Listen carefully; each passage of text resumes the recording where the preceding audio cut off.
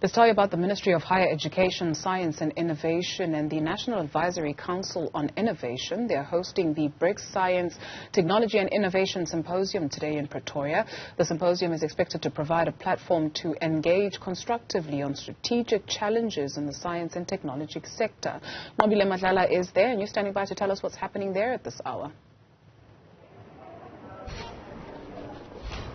But I can tell you that the future of science seems to be very bright, and at this point they're looking at what will be 2050 looking like at this very point. So the BRICS countries are currently sharing ideas and innovations in terms of that future of science when it comes to 2050. I want to bring in my guest now who's been sitting in there and has been hearing these brilliant ideas. If you can perhaps, Dr. Nqobile, just sort of give us an idea in terms of what was happening and what has been happening so far. Thank you very much to you and your listeners. Firstly, the ministerial meeting of BRICS that took place in Nqobile endorsed the need to convene a platform for BRICS countries to have a focused discussion on the future of science, technology and innovation 2050. So in other words, we've invited countries to share with us how do they see the future, and what are the different interventions that are being developed and implemented in their various countries to address the pressing needs of society, growing the economy and addressing climate change challenges, amongst others. But we've also asked colleagues to share experiences in terms of how they dealt with the COVID pandemic, but also how do we prepare various countries to deal with future pandemics. But most importantly, science, technology and innovation systems. How do we make sure that they perform better, they are resourced differently, they are able to cope with future challenges that exist. So for instance, in the discussion, colleagues were saying, there's something called wildcards. So when you do foresighting, things that people wouldn't take notice of, that we need to start paying attention, because those wild cards could actually represent some catastrophes that may happen in the future. And this is something that hasn't been the norm. But so as a concrete suggestion from experts to say, as they look into the future, they need to pay more attention.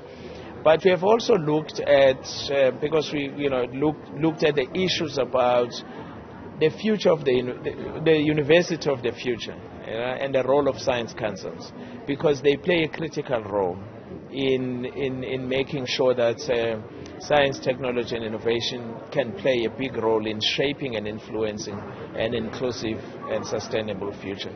So that's in the main the nature of the discussions. What is emerging, at least from BRICS countries, is that we need to formalize this platform. I mean, it was a forum, an exploratory forum, the first meeting of its kind, but now it's going to be a working group on foresight and STI policy. But of course, it will go through the formal processes of approval. But at least colleagues have agreed that it could be used as a platform going forward for BRICS countries to explore how STI can really play a big role in shaping and also even advising the leadership of various countries.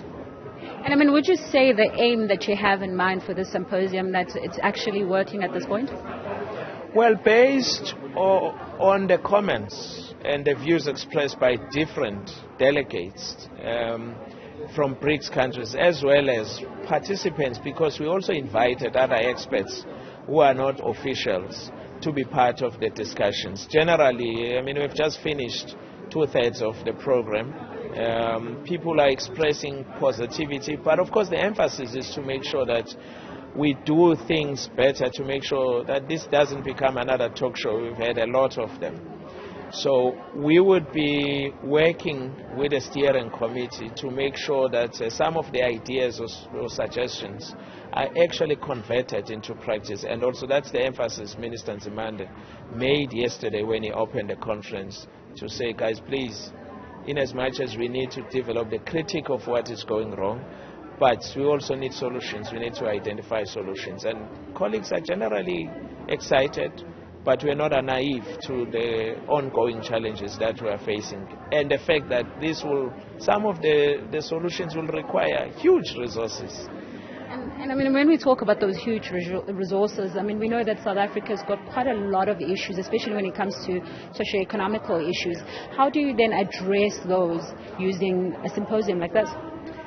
Well, in the first instance, we need to be working with institutions that are meant to generate solutions, practical solutions, like the CSIR in which we are meeting. We need to mobilize other entities or institutions, especially public institutions, including universities, and encourage them to also rethink the way they are doing things, the way they are approaching their work. The emphasis must be on the impact on society and the economy, as well as considering the environmental challenges. But also at an international level, we need to make sure that we achieve the necessary contacts. We build the necessary partnerships and networks that could also help us to leverage additional resources given the constraints to our national fiscus.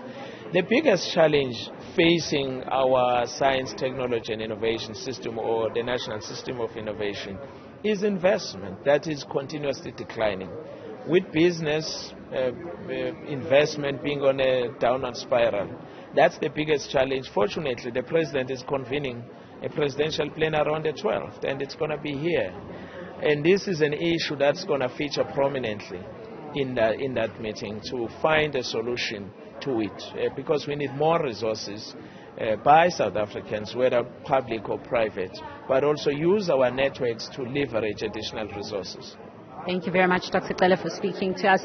Well, today you have quite a lot that is coming out of that 2050 look at the future of science and innovation, but very interesting there that it's also an investment opportunity that they're crying over, saying that there needs to be more that is invested. And of course, those ideas, for them to come to life, they need those investments. We will continue to just watch it on the ground, Dudu. All right, Nqobile Madlala, thank you very much for that update.